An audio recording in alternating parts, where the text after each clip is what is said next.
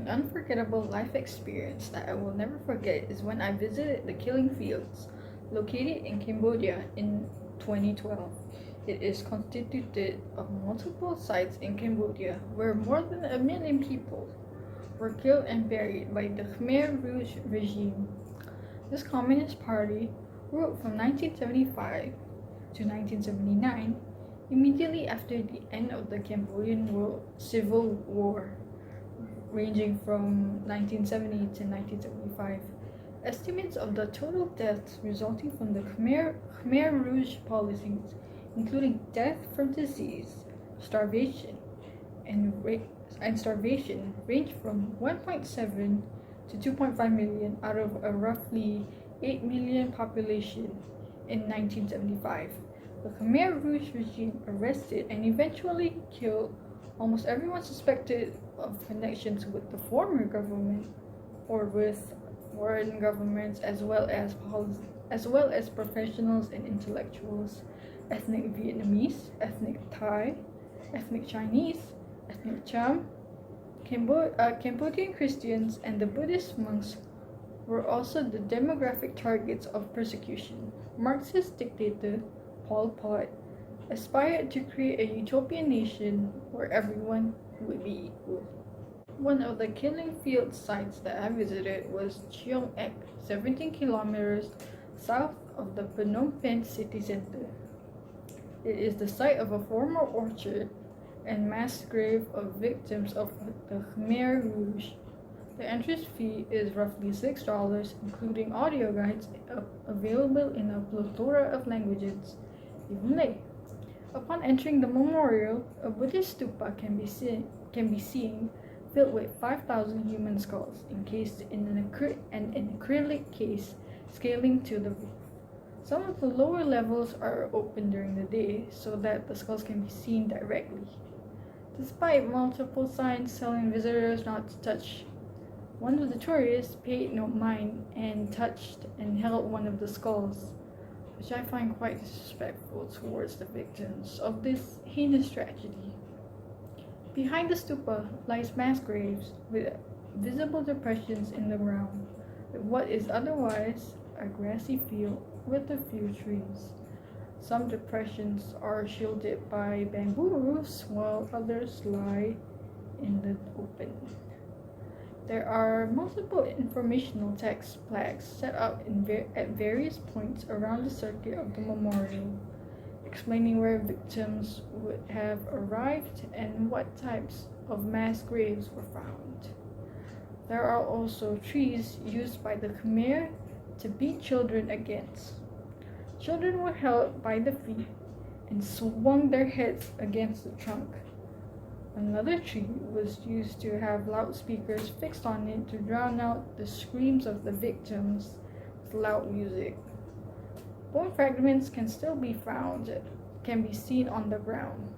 The memorial gave a somber atmosphere that sent shivers down my spine. I also visited the Tuol Sleng Genocide Museum that is dedicated towards chronicling the Cambodian genocide. Formerly a secondary school, it was used as a security prison 21 or S21 by the Khmer Rouge regime from 1975 until its downfall in 1979. From 1976 to 1979, 20,000 people were estimated to be in prison in Tuol Sleng, and it was one of between 150 and 196 torture and execution centers established by the Khmer Rouge. The building itself was enclosed in electrified barbed wire. The classes were converted into tiny prisons and torture chambers, and all windows were covered with iron bars and barbed wire to prevent escapes and suicides. Similarly to Chuang Ek, there was an eerie atmosphere surrounding the school, and the visitors fell silent. Within 2 or 3 days after they were brought to S21, all prisoners were taken for interrogation. The torture systems in Tuol Sleng were designed to make prisoners confess to whatever crimes they were charged with by their captors. There was a room dedicated towards their torture methods, with the instruments displayed and pictures taken by the camp during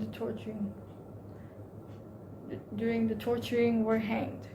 Prisoners were routinely beaten and tortured with electric shocks, searing hot metal instruments, and hangings, as well as through the use of various other devices.